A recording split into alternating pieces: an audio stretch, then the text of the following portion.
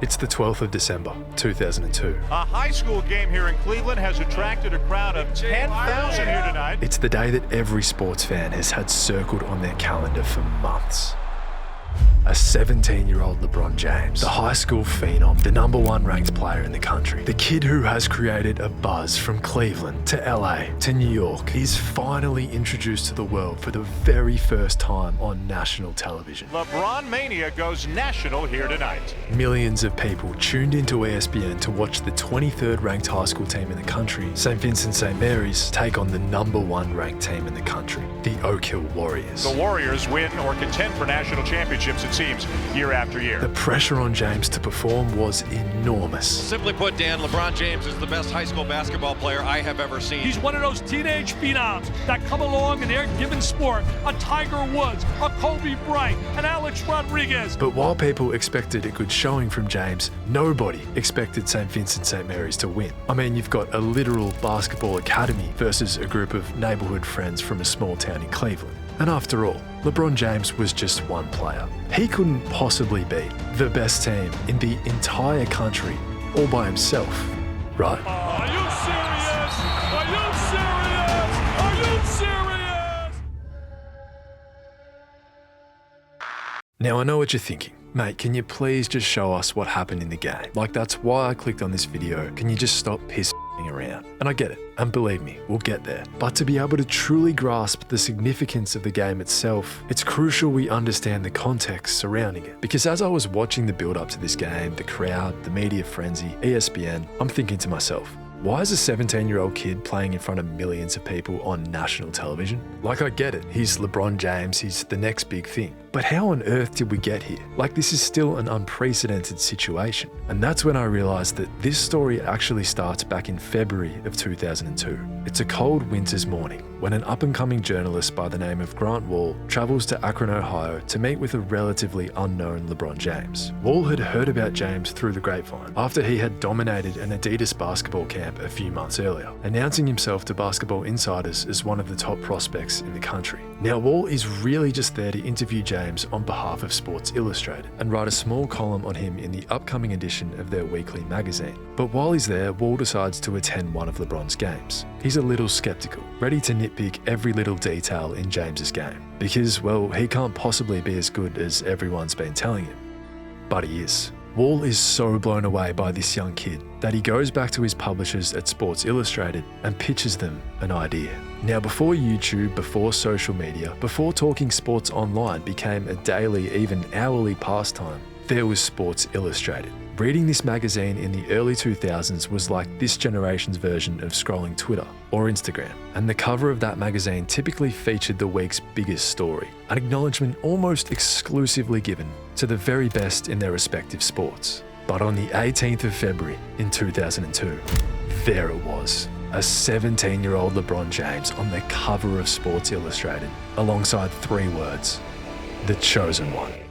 And that was it. In the blink of an eye, everything changed, or in the words of James himself, all hell broke loose. St. Vincent St. Mary's, a once unknown, unranked high school, was now sponsored by Adidas. Quicken Loans Arena, the home of the Cleveland Cavaliers. Well, that arena sold out twice in 2002. Once when the Washington Wizards came to town, the other for a high school basketball game. You've got talks of a $20 million contract with Nike. You've got Shaquille O'Neal attending games. James is hanging out with Jay-Z, Michael Jordan, and within a few months, he himself had reached celebrity status. But what's so fascinating is that while everyone had heard of this kid, very few people had actually seen him play basketball. Because of course it's 2002. There's no smartphones, there's no social media. You can't just open Bleacher Report and search for his highlights. For anyone who hadn't seen him play live, it was almost like he was some sort of mythical creature. And that is all created. Curiosity, curiosity, curiosity. So as you can imagine, when news broke that one of LeBron's high school games was going to be aired on national television, on ESPN,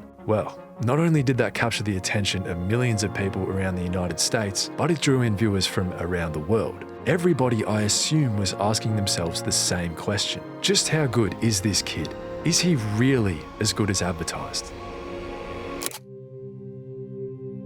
For LeBron James, as great as he is, this is the best high school team in the country, some of the best competition he's ever faced. This is a team that is as close as they come to being a professional team at the high school level. The best way to describe the competition that James was facing in this game is kind of like if an NBA team had to face off against a national all-star team. It's where the best talent from all over the country goes to develop their skills and get ready for the pros. I mean, seriously, 155 wins and 4 losses over a 5-year period? That is ridiculous. But when you look at some of the talent that has passed through Oak Hill, Kevin Durant, Rajon Rondo, Carmelo Anthony, Steven Jackson, Jerry Stackhouse, Brandon Jennings, Cole Anthony, Cam Thomas, it makes perfect sense. They aren't called the Academy Warriors for no reason.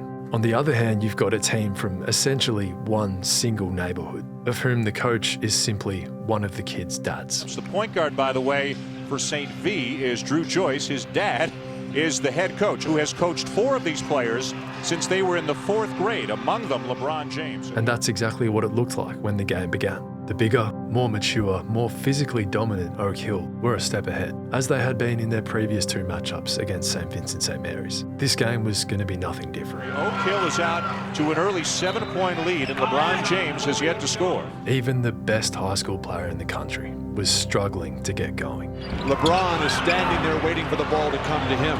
Things aren't going well for him right now, and you can't hang your head because your teammates are looking at you as our leader. But as good as Oak Hill was, this wasn't the LeBron James that people were expecting to see. I'd have to imagine questions began to arise. Had the pressure got to him? Was the stage simply too big? There's got to be some jitters out there, Bill. There's got to be jitters in that young guy. The scrutiny, the evaluation, the TV cameras. And then, with 3 minutes remaining in the first quarter, James came alive.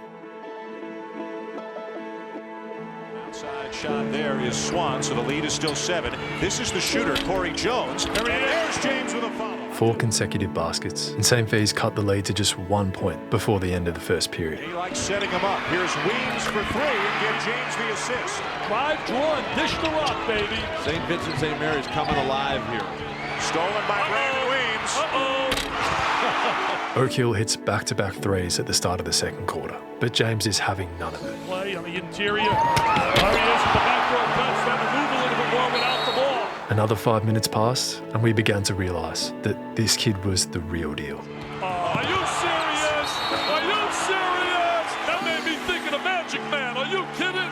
We began to realise that there was probably only one person that could actually stop him. I got one eye, Bill, but I'm watching about 10 minutes here. There's only one guy that's going to stop him from being a star, and his name is LeBron James. But it wasn't just the scoring. It wasn't just the athleticism or the highlight plays. It was the uncanny ability for such a young player to see things that others simply couldn't. That's what we're talking about, instincts. I mean, that is just so special, Bill. To get his teammates involved in the game. Look at the snatch, look at the pass. By halftime, James was well and truly on his way to a triple-double, with 13 points, 4 rebounds and 4 assists, and his Fighting Irish had a 5-point lead. He seems to have overcome a sluggish start. But this was the best team in the country. They were not just going to go away. James couldn't thread the needle on that pass. Here's Reynolds for 3. He can shoot it. I mean, they're a talented basketball team. A 9-point run from the Warriors early in the third quarter, and the scores were tied. Coach Drew Joyce has to talk things over right now. His momentum significantly swinging back to Oak Hill. But once again, James responded as St. V's extended their lead, this time to double digits. Uh-oh, then it's just bumping time. He knows he's good. This is what great players do. They take what they want. Every time the Warriors looked likely, James had an answer. The ball's an extension of his mind. He knew he had that one too. He's got it. I'll tell you right now, my friends. He's the truth, the whole truth, and nothing but the truth. And by the midway point of the fourth quarter, the lead was more than 20 points. As a St. Louis high school phenom, LeBron James is moving right now at a different speed. The game was virtually over. Well, they're going to clear the bench, and James is going to come out of the game along with the rest of the starters. LeBron and his schoolmates hadn't just beaten the best basketball academy in the country. They'd flat out blown them out of the water. Look at him, standing ovation. Standing ovation now for St. Vincent St. Mary's. But perhaps what was just as impressive as what he had done on the court was his post-game interview with ESPN's Jay Billis. And that's when it really struck me. I mean, here you've got this literal teenager. He's on the cover of every magazine under the sun. He's been compared to Michael Jordan, Tiger Woods, Serena Williams, Alex Rodriguez. He's playing basketball on ESPN against the best team in the country with an entire country watching. And he's dropped 31 points, 13 rebounds, 6 assists, and led his team to a 20-point victory. Like, as if that didn't tell you everything you needed to know about LeBron James. LeBron, with all the hype going into this game, playing against the #1 team on national television, is this too much or is it too much pressure for you? Well, I think it's no pressure for me. I just go out, play my game every night, and I don't think it was no pressure for our team. I think it was more pressure for the fans, to come in here. We lost the last 2 years, and if we give it 110% like we did tonight, it's no pressure for us. At the beginning of the game, ESPN commentator Dick Vitale said, and I quote, "If LeBron James is as half as good as I've heard, then he's going to be one special player." Well, it turns out he was actually twice as good as we thought, because 22 years later, and he's still putting up the same stat line. Crowd on its feet for the king. A once-in-a-lifetime talent who somehow managed to surpass even the wildest of expectations, just as he did as a 17-year-old kid on this day in 2002. He has lived up to all the billing. Which is so difficult. What a future he has. But the way he played for fun tonight, the joy, the hope, the optimism that you saw, what poise, what competitive greatness, this guy's got it. What a night it was for LeBron James. We hope you enjoyed it.